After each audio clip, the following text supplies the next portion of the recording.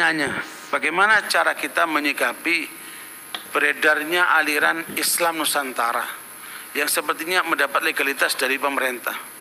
Barakallahu, pemerintah tidak campur tangan urusan agama. Ya, agama yang diakui 6 itu kan. Nah, Islam salah satunya. Kalau muncul Islam Nusantara, ini perlu kita pertanyakan. Nanti ada Islam Syiah, ada Islam Ahmadiyah, ada Islam LDI, ada Islam apa lagi? Yang namanya orang sama orang utan sama tidak? Orang sama orang utan sama tidak? Enggak sama lah. Sebenarnya ini adalah kerja-kerja musuh Islam untuk memporak-porandakan Islam dari dua sudut. Sudut yang pertama, memporak-porandakan Islam supaya tidak bersatu. Sehingga Islam dibagi, orang Islam dibagi menjadi fundamentalis, modernis, kemudian tradisionalis, kemudian apa? Nasionalis, ya, atau liberalis. Ini pembagian umat Islam supaya diaduk satu sama lain. Dipecah satu sama lain. Nah, Islamnya oleh mereka dipecah menjadi Islam warna-warni. Ada Islam ala Amerika, ada Islam ala Arab, ada Islam ala Rusia, ada Islam ala Cina, ada Islam ala Nusantara. Jadi ini sebenarnya adalah kerja besar musuh Islam, dan saya sudah ungkapkan ini 15 tahun yang lalu ketika saya masih mengisi didakta itu. Ya, jadi ini jadi muncul terakhir ini sebenarnya ini terlambat. Ini sudah kerja mulai 15 tahun yang lalu. Menurut berita yang beredar, ini Pak Farid Ogbah ini ditangkap oleh Densus 88 sekitar 2 mingguan yang lalu. Dan kalau yang menangkap itu adalah Densus 88, itu sudah bisa dipastikan urusannya adalah urusan yang berhubungan dengan terorisme.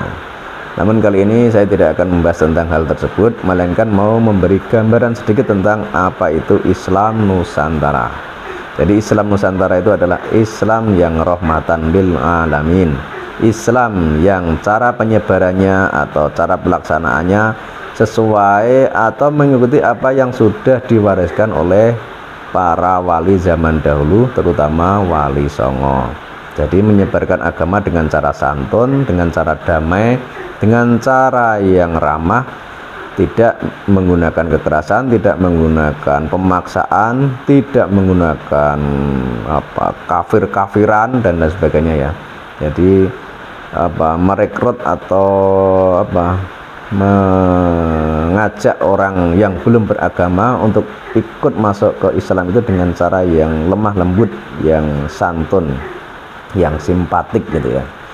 Beda dengan kelompok Salafi Wahabi itu ya. Kalau Salafi Wahabi itu kan katanya dakwah, tapi isinya malah justru mengeluarkan orang dari Islam ya. Jadi orang yang sudah Islam, sudah baik-baik, itu disalahkan, dianggap ini bid'ah, dianggap ini murtad, dianggap ini kafir, akhirnya kan malah mengeluarkan orang dari Islam. Jadi sangat bertolak belakang ya. Makanya ya wajar kalau ini si Pak Farid Ogbah ini, dan kelihatannya ini adalah kelompok dari Salafi Wahabi ya ini ya. Ini memang sangat wajar jika dia itu tidak setuju dengan Islam Nusantara, karena ya memang arahnya itu juga berbeda ya.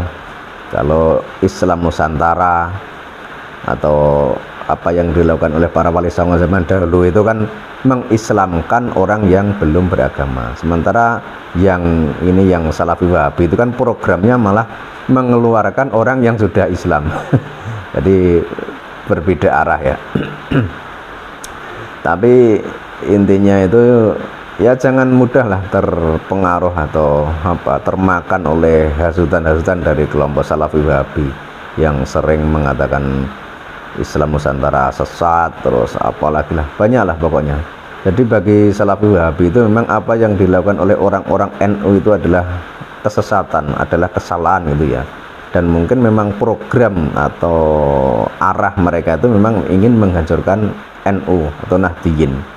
Jadi apa saja yang dilakukan orang NU bagi mereka itu tidak sesuai dengan ajaran Nabi, tidak sesuai dengan Quran katanya.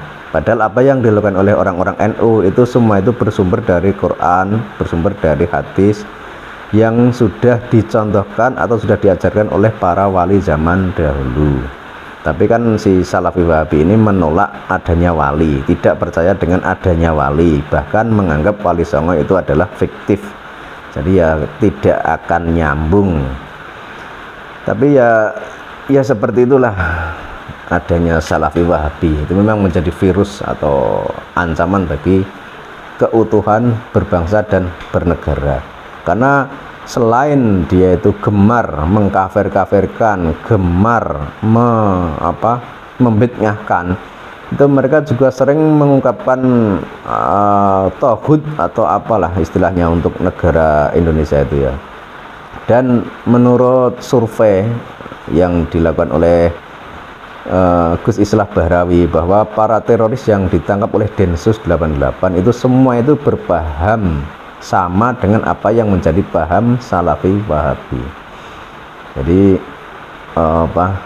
si kelompok ini tadi ya memang tujuannya mungkin ingin memecah belah bangsa Indonesia dengan kedok agama, dengan dalil agama, dengan dalil memurnikan tauhid, dengan dalil kembali ke Quran dan hadis.